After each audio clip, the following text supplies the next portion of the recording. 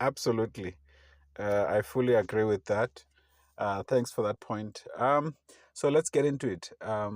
Let's get into today's message. I think this is going to be very interesting, and I invite us to really think about the things we're going to be talking about. The Lord says in Jeremiah, God says, "I'm going to give you shepherds that are going to give you wisdom or understanding and knowledge."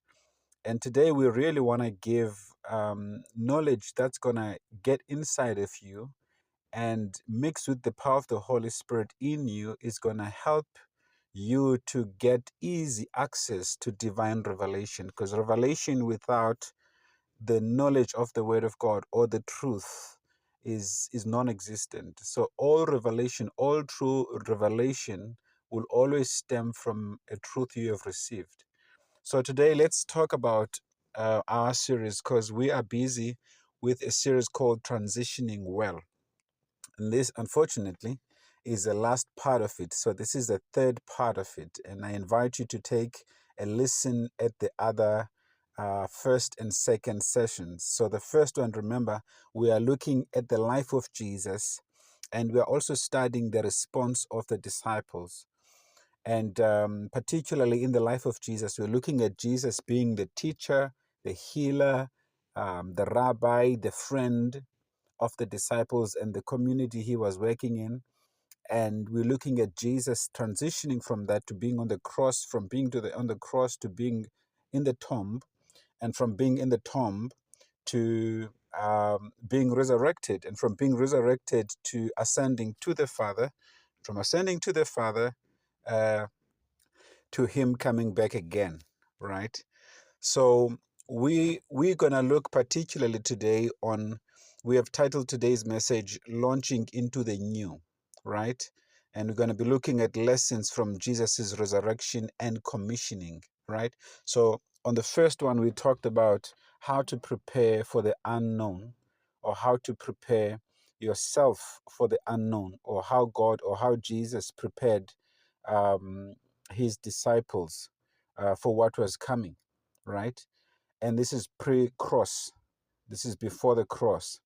And then we looked at what happened before the cross and during the cross, on the cross. And last week we looked at um, Jesus now in the tomb, and we titled that message um, Navigating the In-Between. And we looked at the response of the disciples and how they handled being in between emotions and experiences. Now all of a sudden their savior is not here, their friend is not here, their Lord and Master and God is not here.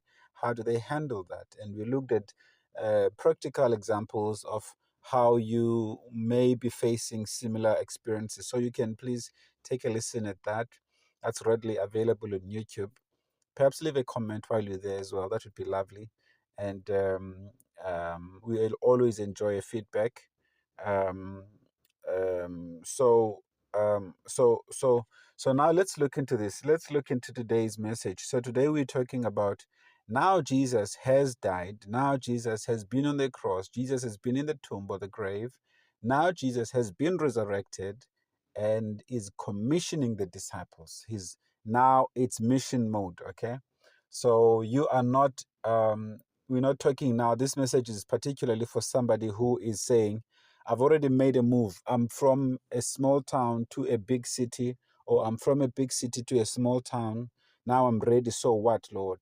And we are talking to somebody who says, I'm past being engaged. I'm past all those things. Now I'm married. I'm honeymoon phase, whatever the case that might be, how long that lasts. How do I navigate that? How do I launch into this new life that God is calling me into? We're talking to you if you are, somebody who's already planted a church. This is day one, or, early days, perhaps earlier than 5 years, and you've just planted. And so what next? Launching into the new. That's what we're talking about. Because I would argue that even in a church plant, your first 5 years may still be, you're launching. But that's a discussion for another time, okay? So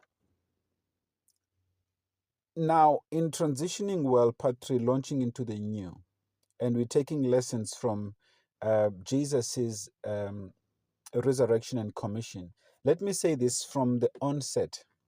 Um, the biggest threat to launching into the new is the loss of intimacy.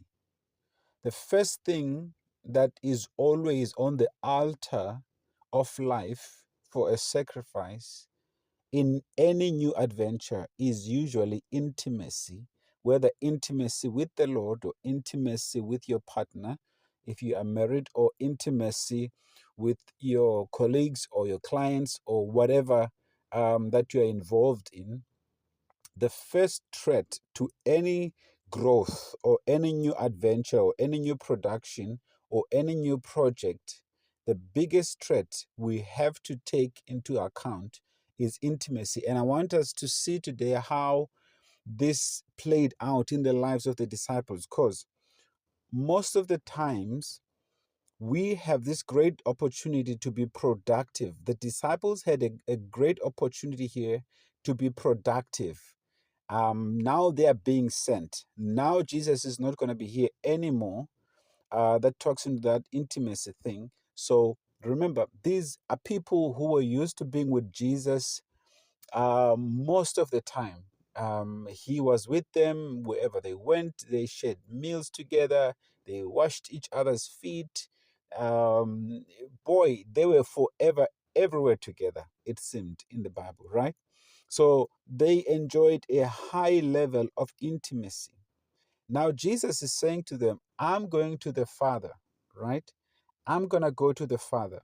And the first thing that I think about is, wow, now Jesus is leaving them. So, and Jesus is saying to them, this is the next mission.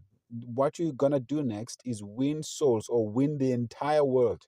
Think how productive you must be to be given a mission to win the entire world. Because Jesus didn't make it seem like this project or this assignment was given to them and all other believers who were going to follow. It seemed as if he was talking just to them. He says, I am sending you. He was talking to them. He says, I'm sending you. And he says, go. He's talking to them. He says, go and I will be with you. And that intimacy again comes in. So normally, before I talk about how Jesus and the disciples handled that issue of intimacy and productivity, I want us to look at how we usually handle it. So this is that issue of which news do you want, the good news or the bad news first? So I'm going to give you the bad news first. This is how we usually handle the issue of intimacy and the issue of productivity or production. When we get into business and the business is small, we usually are forever available for all our clients whenever they call, whatever time of the day we can quickly pop in. I'm giving you the next 15 minutes, I'll be there. Within an hour, I'll be there. Da, da, da, da, da, da, da. We are readily available, and most of our clients enjoy that and they love because we are accessible, right? And there's a level of intimacy here that can easily be enjoyed. But so many of us know, but as soon as the business begins to grow, then suddenly, well, instead of being within 15 minutes or an hour, can I see you 2 days to come? Can I see you next week? Can I see you in 2 weeks' time? Or can I send my assistant? Or can I send my PA? Or can I send my whatever person is helping me? My supervisor is going to take a look into that. It's no longer us now being readily, intimately involved in what we were usually beforehand always available in. So the level of intimacy is now being tested. So that's usually how we handle it, right? And that's how even in marriages, I remember, my wife and I, we stayed about 6 years before we had children. We enjoyed every second of it. We enjoyed every minute of it. We would travel together. I remember one time we just decided we want to go to PE, and this was not planned. There were no processing of the whole thing, we just decided we're just going to go. And we had many days like that because we were just the two of us. So we were, so to speak, a smaller team. So, I mean, there's just the two of us in our small house, forumed house, and we enjoyed every bit of it. We could lock ourselves in the house for days and days and only get out to get food or whatever we needed to do uh, to make money or whatever. But we forever were together until the children came. And so our level of intimacy, and a lot of couples maybe will relate to this. And if you don't have children yet and you recently got married, you'll experience this. So the level of intimacy was immediately tested because now all of a sudden we had to share our time with the children. We had to split whatever attention we had usually for each other now for somebody else. And then there was one child, and there was a second child, and there was a third child. And by then we were really being tested, right? Because now we are growing, we're becoming fruitful, as the Lord had said, increase and be fruitful. So that whole intimacy of being together forever, and your time now, you have to do this and go there, da da da da da da. All of a sudden, I need to go to a conference in Joburg and she can't come, and because children are like 2 months or whatever the case was, and or she doesn't feel like it, and da da da da da da da da. All of those things, they always tested intimacy. I remember also when we planted the church in Port Alfred. Um, we had few numbers, we had few people, and we, I mean, we had a service, we would have a service. After the service, walk across the street, and sit at our members church members house, and we would just sit there for like hours with these new believers whom had become friends and family now. And we were just discipling them in a much relaxed way because there was no pressure of anything. We would just sit there, answer any questions they had, and just love on them and really pour out our hearts and our lives with them and to them, and vice versa. And then as things begin to change, you begin to grow a bit, and we began to purchase lands, and build and work on new projects, and this needs to be done, that needs to be done. So that was now the challenge. You can't really now after church sit with this particular person or family or group of people for hours and hours without end, because other people also want attention. And by the time you know it, that intimacy that was there before is now, well, sacrificed, as it were, on the altar. But I want us to look at how marvelously the disciples handled this, or how the Lord made provision for all of this to not be the case. Listen to this.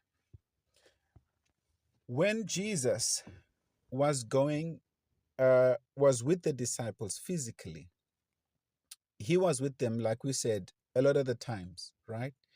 And then when he left, he said to them, wait in Jerusalem for the promise of the Father.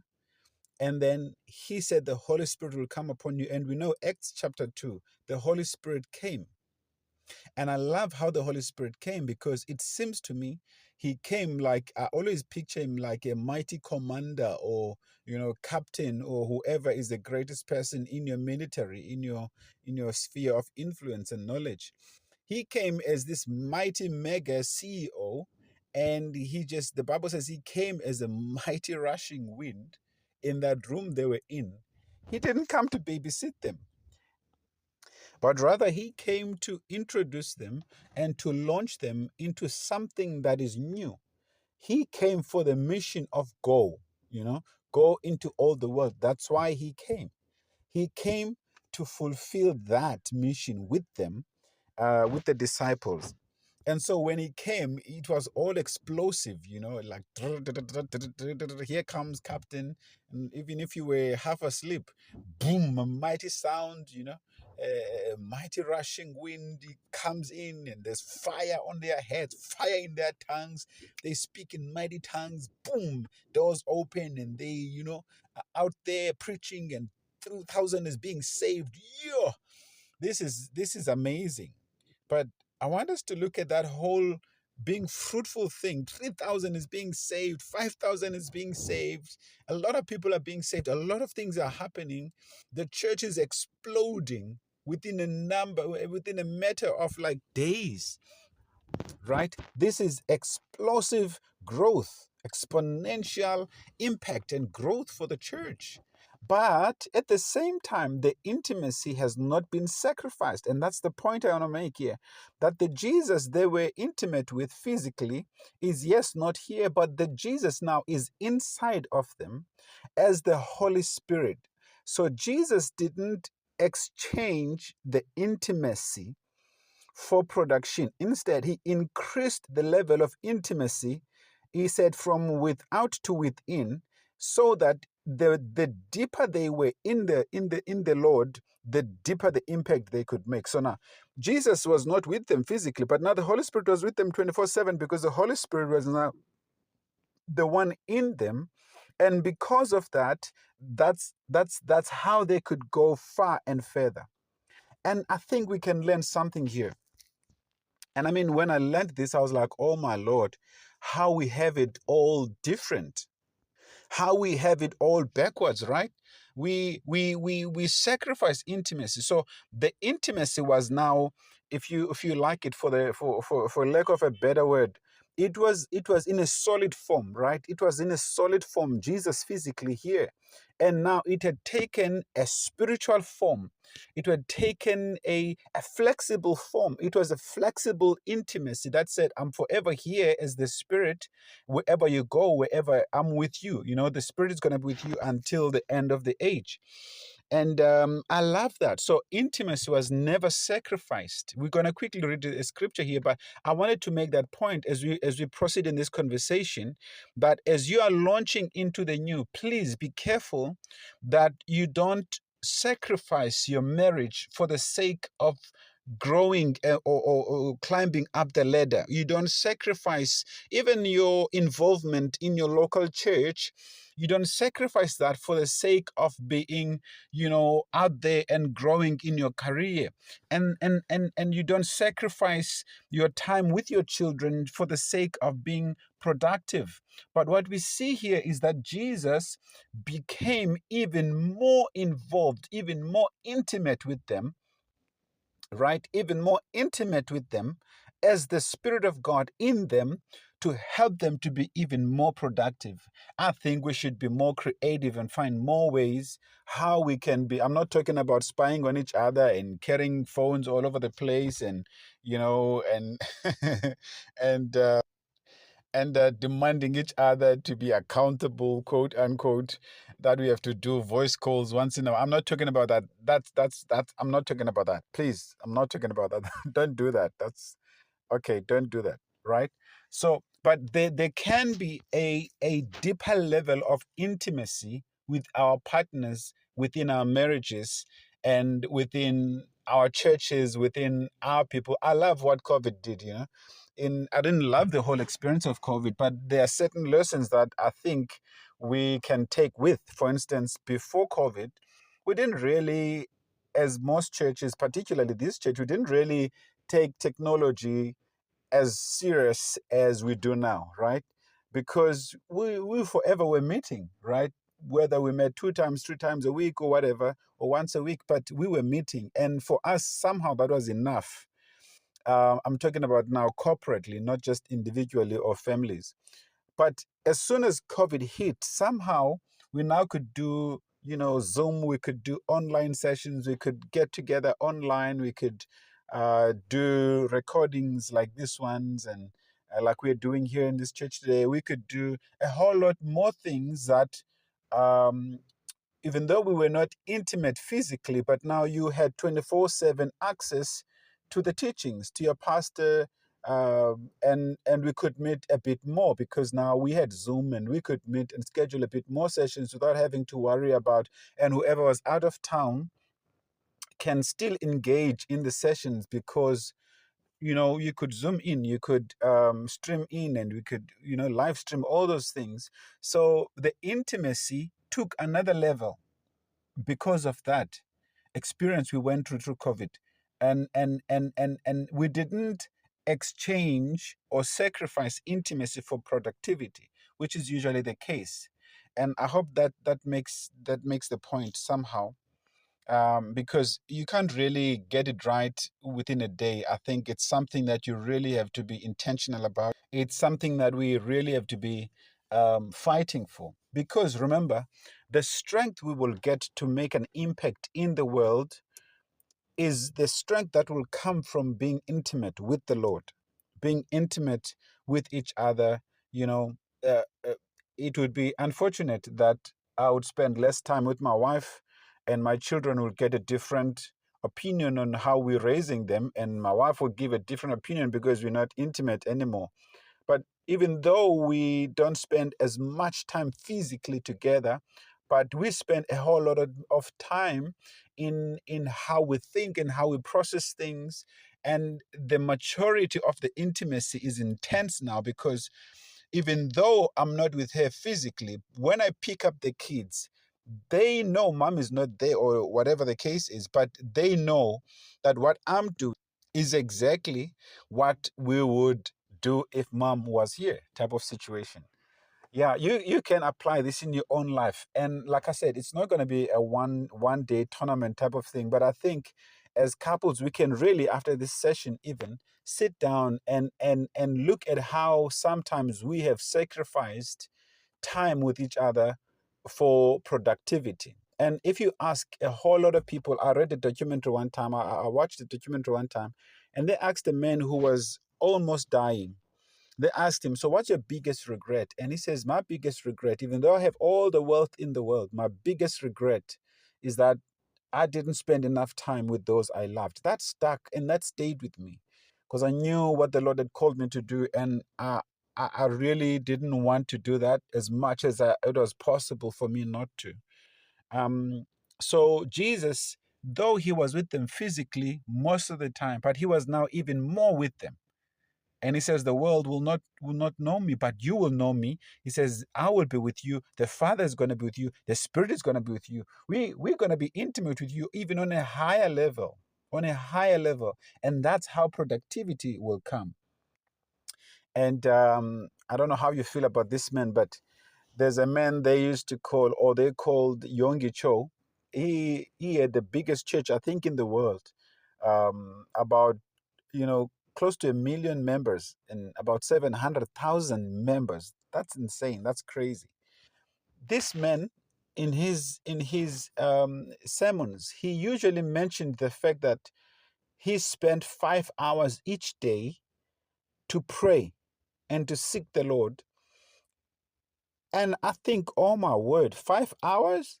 You know, a lot of us, we struggle with an hour or 30 minutes or so. And this man spent 5 hours. And we think, I thought,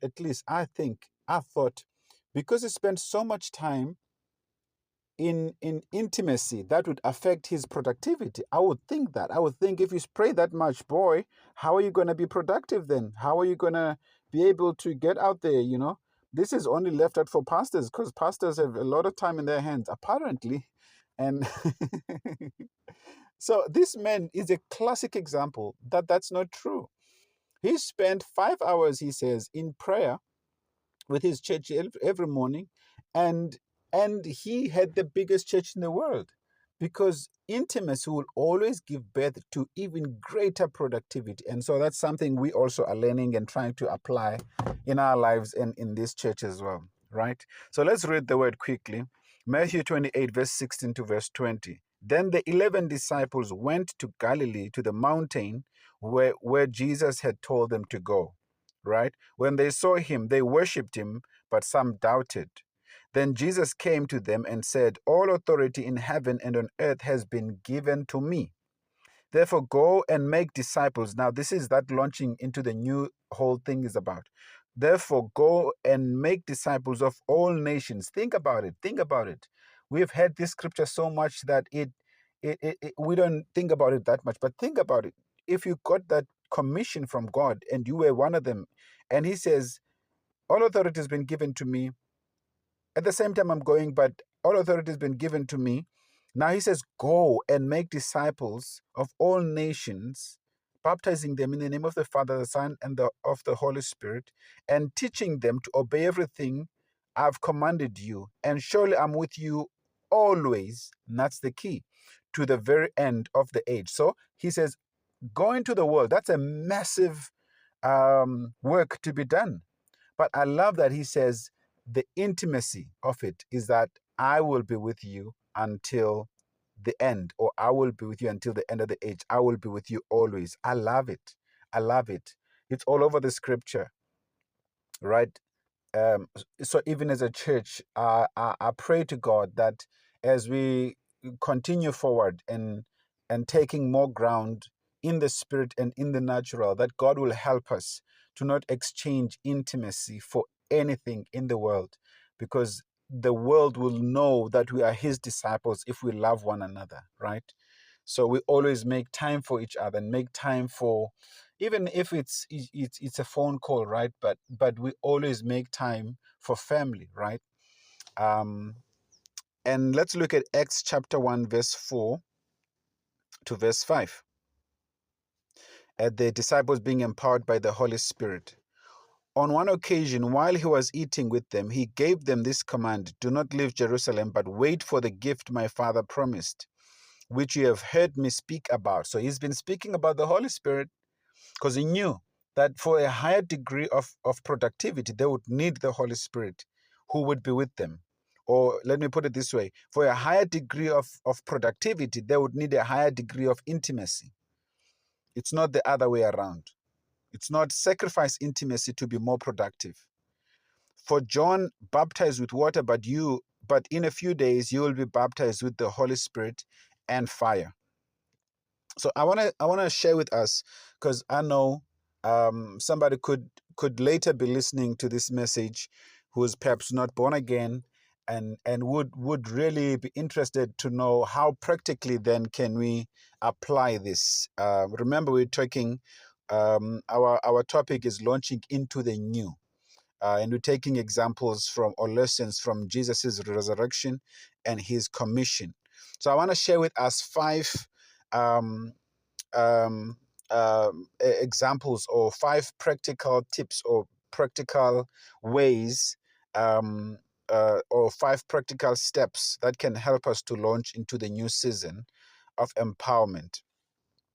Number 1 is that we have to embrace our new identity.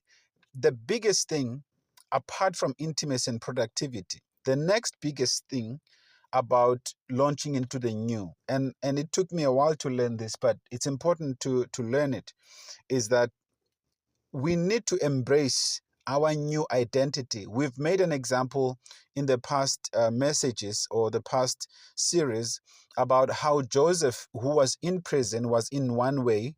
When he went to the king, he was in another way. So we have to embrace that image. It's not going to now be, oh, well, we have spoken to the king, now let's live however way we want and whatever we do. Well, the king must understand, this is me. I like to be real, I like to be real. This is me. If the king wants to, if the Lord wants to keep me in this job, he will keep me no matter how I look, no matter what I do. No, we have to embrace the new identity. You have to embrace the fact that you are no longer unemployed. So we can't just, watch TV all day and do nothing, and then get to work and be less productive, because now we can't remember anything we had to do as homework, or whatever the case might be. We have to embrace the identity we have now, because in every level of growth, we have to become somebody else in maturity. And this is not in changing who we are in essence, but this is in a maturity. It's a level of maturity that we become, right? So we have to embrace our new identity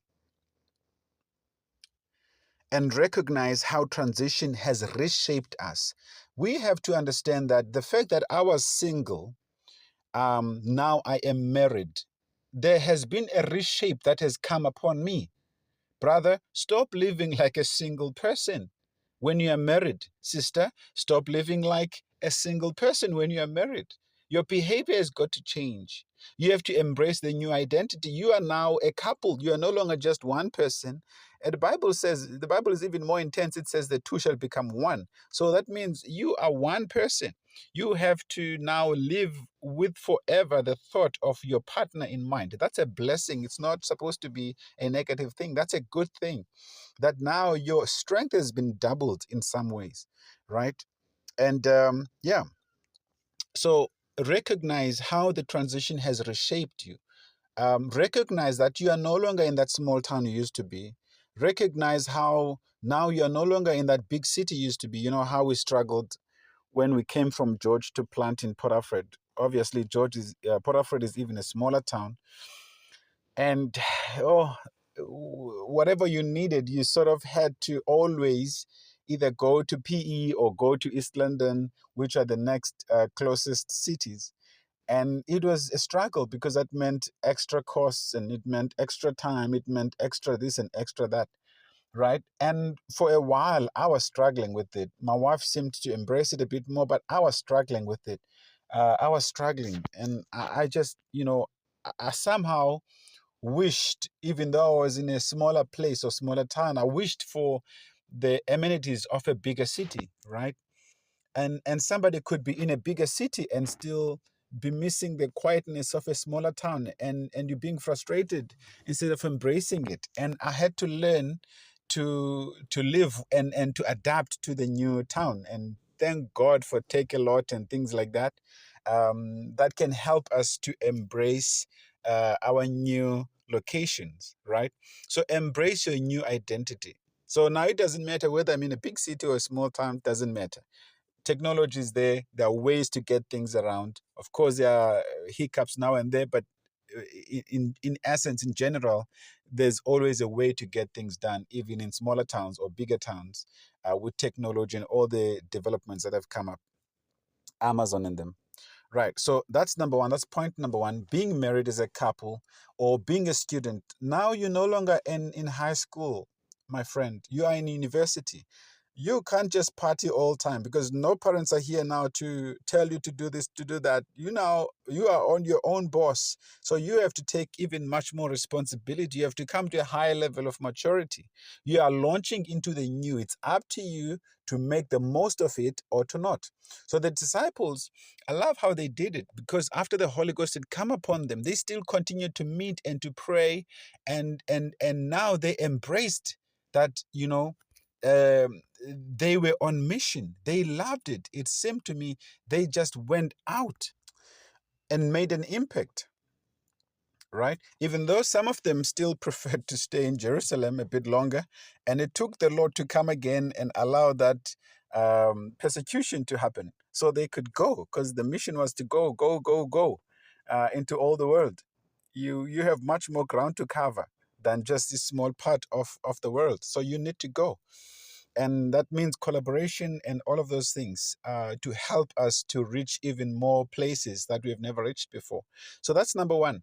In launching into the new, lessons from Jesus's resurrection and commission, number one is that we need to embrace our new identity. So that intimacy and productivity thing, remember, keep it in mind as we continue, in conversation. You can make that a number one, and you can make this one a number two, up to you, but I'd like to make this a number one and keep that as a general rule that whatever we're going to be talking about, intimacy must remain, productivity must remain, right?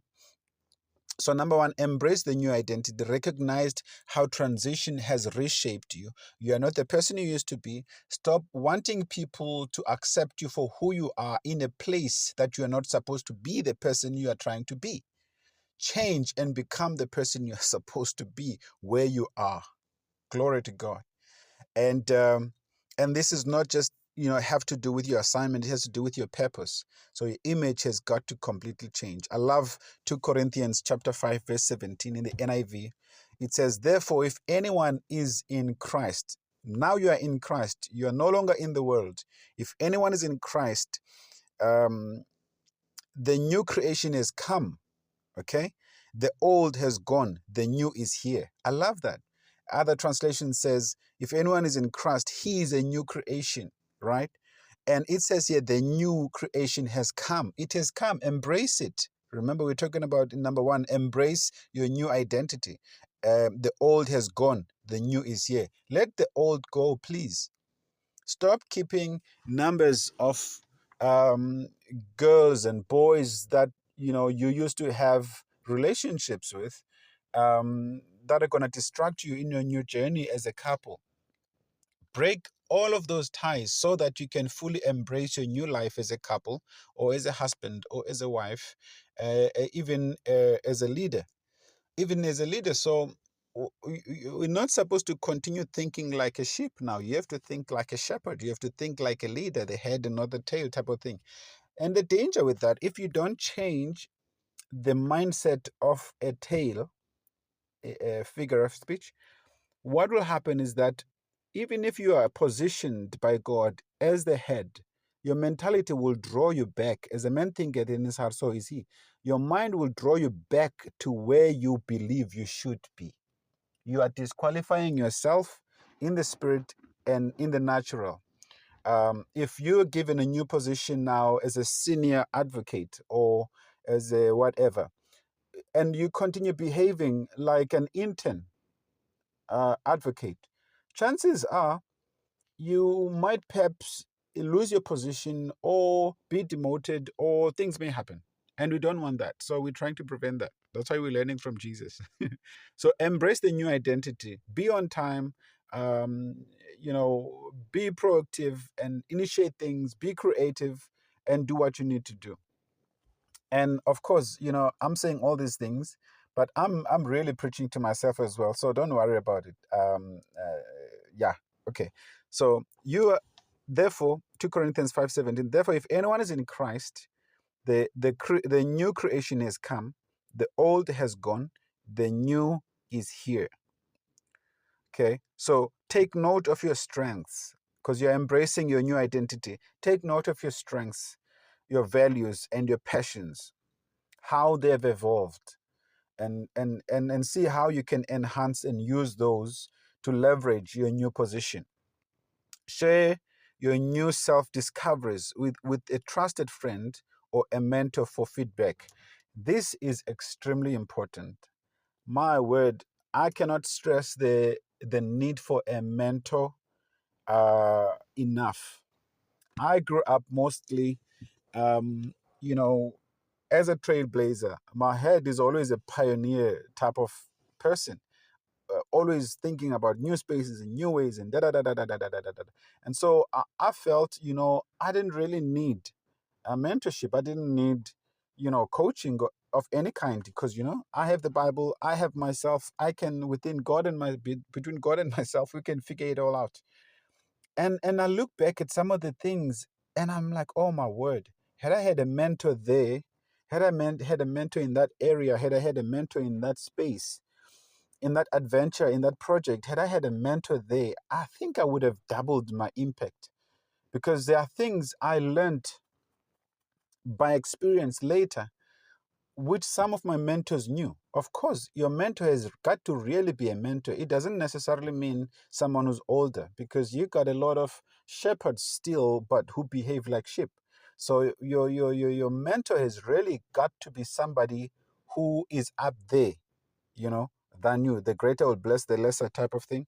So the value of mentors, and God has been gracious to surround me with people now, or planted me in a space where there are people constantly ready to answer, ready to come alongside, and ready to walk alongside. It's such a blessing. I'm still learning to live with it. I'm still learning, the whole trust issues type of thing. um, but these are not a sheep level type of mentors. These are shepherd type of level. They laugh at some of these things, and they are gracious in some of these areas. But I'm so grateful for that. I'm so grateful for that. These are not mentors who are still competing with me, who withhold information and withhold blessing because they don't want me to be greater in any way. These are people who've been there, have done that, and they are generous about their experiences. So share your new self-discoveries with a trusted friend or a mentor for feedback, right? And again, like I said, the value of mentorship is just unparalleled. Okay. I'll tell you a quick story.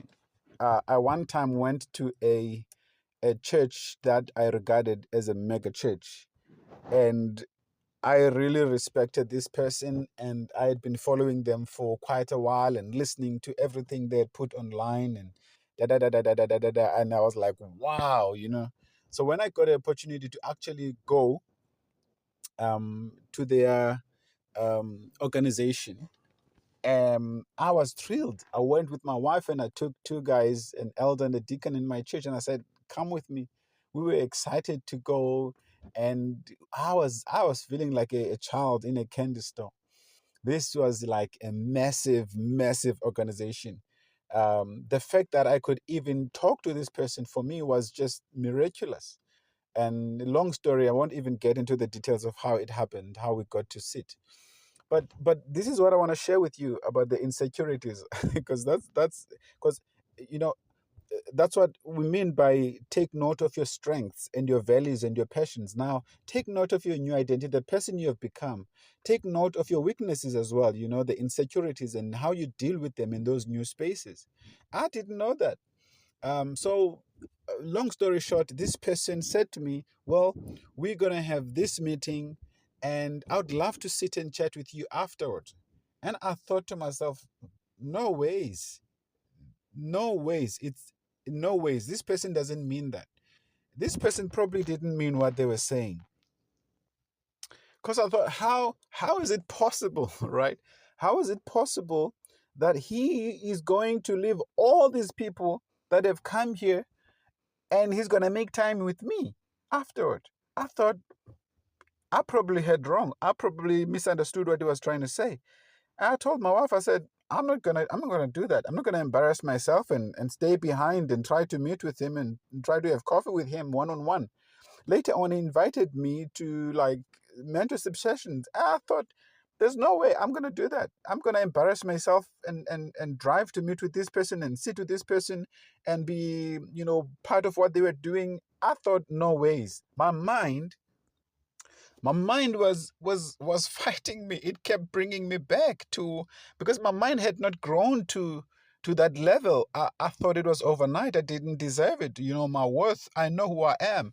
Next thing, that's why the Bible says, we need to be transformed. Now that this powerful thing has happened to us, we born again, our spirits are renewed.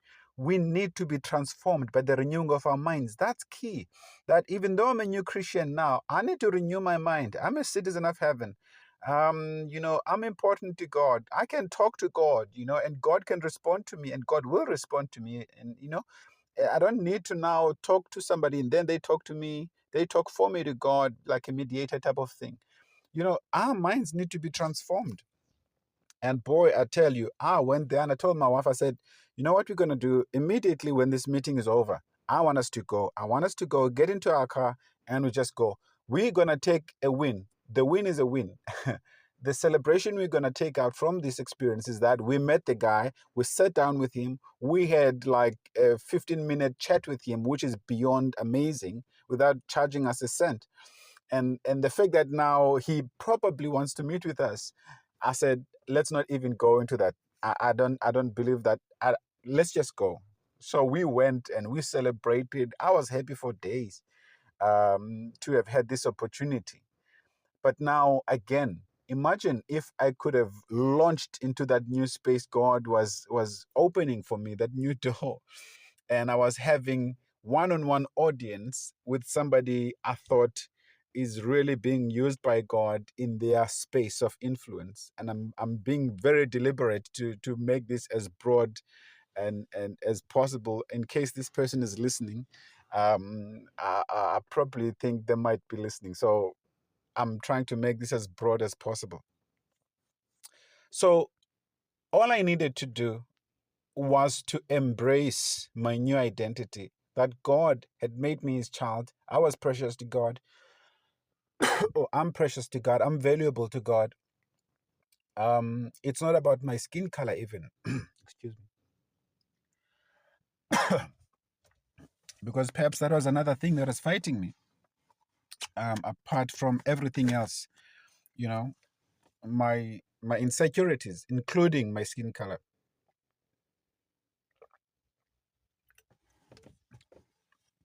And this is why we need mentorship and the help of the Holy Spirit to renew our minds. And update your personal mission statement or your life vision board to reflect your new identity. So, secret is out. I have a small board at home. It's not really a board. I name it a board, but it's not really a board because it's in my phone and it's also on my wall. So if I think of something and I'm on somewhere, then I write it on my phone and I get home and I jot it on that thing. So I call it my life vision board. So you need to constantly update that, update your mission, update your statement there. So remember, we're talking about launching into the new, and we're taking lessons from Jesus's resurrection and commission. And we said, point number one, embrace your new identity. There's so much to be said about that, but I hope all these points I've given and experiences are helpful somehow. But we need to move to the next point, which is receive fresh empowerment. So they were going to face a new adventure, and Jesus says, you need to be filled by the Holy Spirit. Wait in Jerusalem. And they waited, thank God, and they were empowered by the Spirit, and they went out. So even ourselves, we need to receive fresh empowerment. And for some people, it may not be a baptism in the Holy Spirit or being filled by the Holy Spirit. It may be the empowerment that you need. The fresh empowerment you need is perhaps, attending a marriage course, how to live, or a couple's course, or, that type of thing. You're empowering yourselves so that you can receive fresh empowerment as a couple. Don't assume you know everything. Like I talked to you about the value of mentorship. People who have walked this journey, you don't even have to take everything they say. You may even, but at least listen. And I promise you, you're most likely going to take it because you don't know everything. Like I realized I don't know everything, and I was just making a mess of what God was trying to do in my life by being insecure and being self-reliant instead of being God reliant and therefore being God empowered in those early days. So we also need to receive fresh empowerment, whether it's that new course or extra course or attending business training or seminar or whatever the case is, or even making a call and saying, hey, can I have 1 hour of your time once a month or once a week?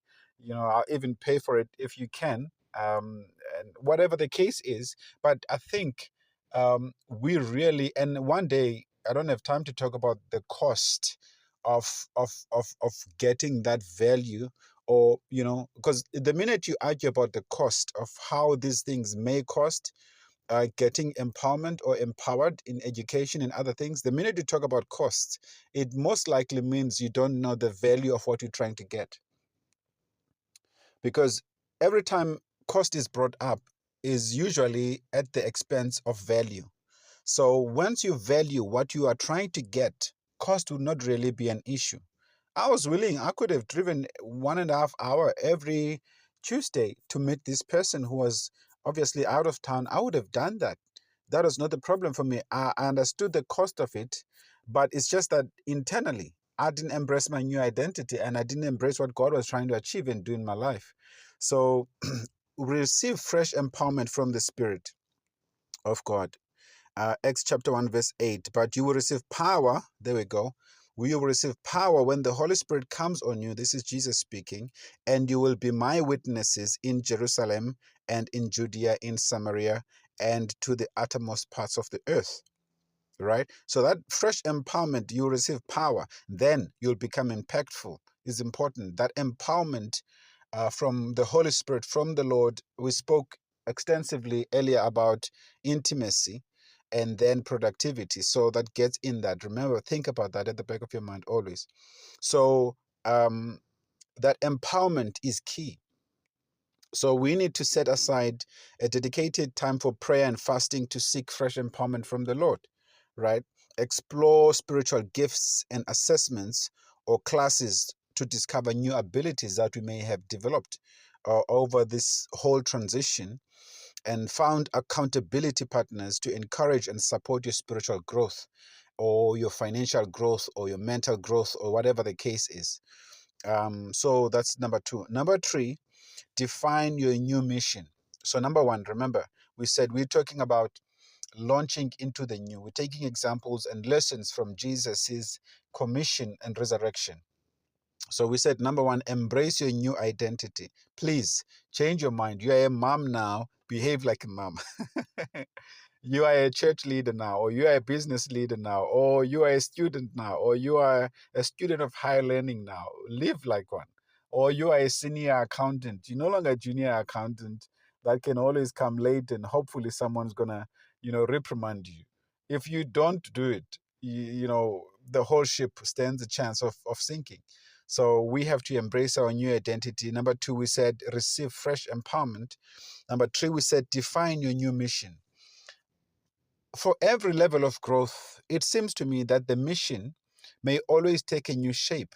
And therefore, it's important that in every level of growth we go into, we define it. I love Jesus. Jesus defined it for them. He said, go and make disciples. The mission was to go and preach the gospel. But he's defining for them. He says, teach them to obey everything I've commanded you. He says, baptize them. He's being very specific. Baptize them in the name of the Father, the Son, and the Holy Spirit, and I will be with you. So the mission is being defined here. It's being clarified by Jesus in Matthew chapter 28, verse 19 and 20. So we need to clarify God's purpose and objective for your life and for your post-training. Conduct a stop, start, continue exercise. Stop, start, keep going. Don't just go because the mission was go. Go, stop, start. Go, stop, start. Have seasons where you just stop. I love how some of those who can afford to take sabbaticals do every now and then. To give their minds, a fresh perspective, taking a look at things on a different angle. And stop doing activities that are misaligned with your new mission and your new identity. And we've said something about that. Start new habits and pursuits aligning with God's purpose for your new life, right? Continue nurturing essential relationships and skills. One of the things I think we did right in our early days as a couple and as church planters, even in some of our other projects we did in business, we always, as best as we could, we nurtured and kept essential relationships that God had given us. And this is perhaps one of the reasons we are forever traveling in our first 6 years, because we are forever, because we didn't know anybody in Port Alfred. We didn't have any friends. We didn't have any family, none or whatsoever. So we were on site, but as much as we could when we can, or when we could, we always went out of town and with friends and or they came to us, that kind of thing. So it's important to continue nurturing essential relationships and skills. So as much as you're going to be adding new people into your life or making your table bigger, I encourage that don't don't just don't just replace people or keep the same table, kick out those who've been here, add new ones. I rather encourage that we make a bigger table for those who've been here and those the Lord is adding. That's how the church grew in the book of Acts. They kept adding people and not replacing and adding. And that's a very sad place to be, where you always are replacing friends and people and and churches. Now the Lord is doing this in your life. Now you are in this church. There's no track record of anything. Break down large mission goals into smaller actionable steps. Okay, number 4, build new relationships and partnerships. We've just mentioned that in nurturing relationships that the Lord has given you, and this will help in giving support and collaborations. So even now, as launching into the new, it's such a blessing to already have churches and people and organizations already functioning in different spaces, that instead of trying to come to Africa, starting something new. You can tap into what God is already doing in Africa and working with those people that are already on the trenches, already working there. Ecclesiastes chapter 4, verse 9 to verse 12 says, "Two are better than one because they have a good return for their labor." We're talking on number 4, which is build new relationships and partnerships. Ecclesiastes chapter 4, verse 9 and verse 12 says, uh, "Two are better than one because they have a good return for their labor." Look at that. Verse 10 says, "If either of them falls down, one can help the other up. But pity anyone who falls and has no one to help them up." I think we've all been there, right? Verse 11, "Also, if two lie down together, they will keep warm. But how can one keep warm alone?" Verse 12, "Though one may be overpowered, two can defend themselves. A cord of three can stand. A cord of three strands is not quickly broken." So attend networking events or conferences aligned with your new mission. And we did say, take a step, make a call. Hey, I really enjoy what you're doing in your space. Can you mentor me? Can you help me in this area? Da, da, da, da, da, da, da, da, da, da. So it's gonna always come from us to initiate some of those things. And sometimes God may bless us that those things come to us, but oftentimes it's us who have to make the first step. And the blessing these days with technology is that if the person is so high up, you can't get them without, talking through their three PAs. If that's the case, they perhaps may have information online that you can tap into. So there are no excuses. So volunteer for causes or project matching your passion and skills. Schedule regular coffee meetings with potential mentors or collaborators. I've mentioned that. Or make trips to meet with them. Da, da, da, da, da, da. And the last point, remember, we're talking about launching into the new. The disciples are facing the big mission of going into all the world.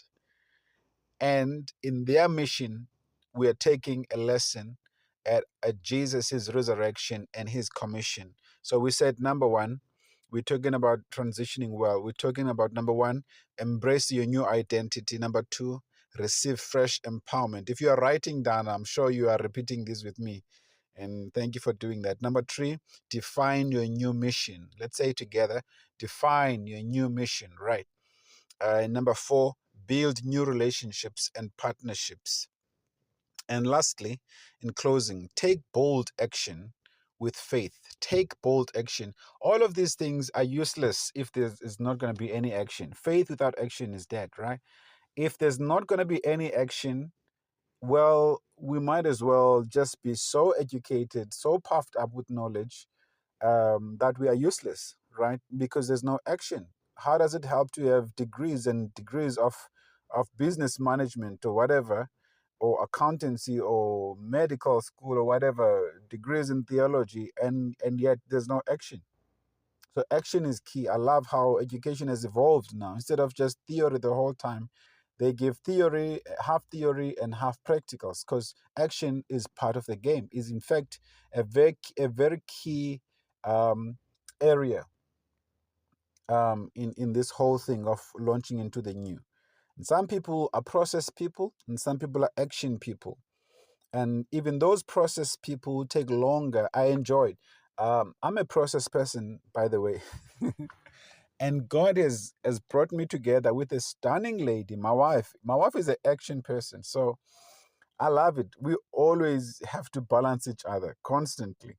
She just wants to go, go, go, go, do, do, do, do, do.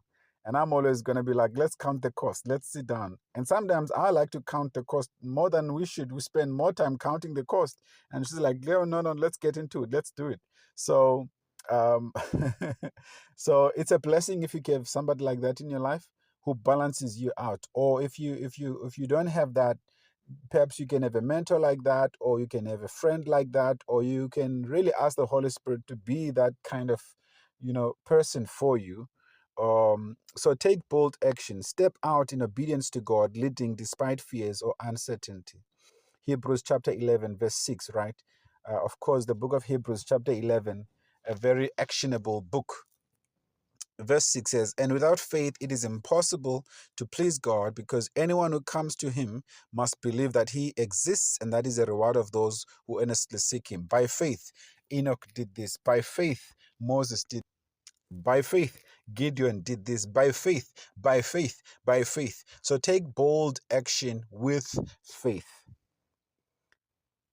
If you're gonna process and sit there and be thinking about how it can fail, there's a chance it can fail, but there's also a chance that it can really turn out well. So it's important to take action. If you're not too sure, this is where mentorship again comes in, fatherhood comes in, and the resources God has put already around us. We can tap into those. And I want to highlight also the value of parents. If you have your parents still alive, involve them in some of these things.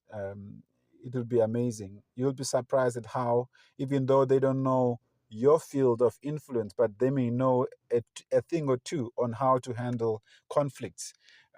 So it's important, if you can and if you trust friends and family, to perhaps involve them in some of these things, right? So take steps of obedience to God's leading despite fears or uncertainties. Create a life action board. Like I said, I have one at home. I have one in my phone. It can be in your phone. Just jot down things that you think you should do, process them, and take action. Visually mapping out bold steps and deadlines. Share your bold plans with trusted friends and mentors, and ask for prayer and support. And like we did, celebrate small wins along the way. Maintain momentum of faith. So it's important to celebrate. I want to close with that. Celebrate small wins along the way, regardless what happens, whether they were winning souls in Samaria, whether it was Philip winning an Enoch on a chariot. We celebrate that he was baptized, he got born again, or it was the disciples winning 3,000 in one go. We celebrate that, right? So whatever small win, whatever small progress is there, celebrate it and take a trophy. I have a thing with my wife. I say take pictures, even though I don't like taking pictures myself or whatever. But but I have a thing that says take pictures for every moment, sad or good. Take a picture, because one of those moments are gonna help you into creating and narrating your story at the end of it all. So as we're going to pray now, we're going to really be praying for God to empower us and empower our church and empower people, empower those who are listening later on in some of the recordings we're doing here. Empower us by His Spirit um, for the new adventures and endeavors. And that also, it's important that God grant us clarity on identity and purpose and mission. And we're going to ask God for boldness, like the disciples did. They prayed for boldness to take bold steps of faith in the name of Jesus. Right. So let's get into it. Let's pray and really think about these things and pray about them and trust the Holy Spirit for a transformed life and a transformed world through us launching out into different spheres in life in the name of Jesus. So, shall we stand, please? And we're going to pray. Let's stand together.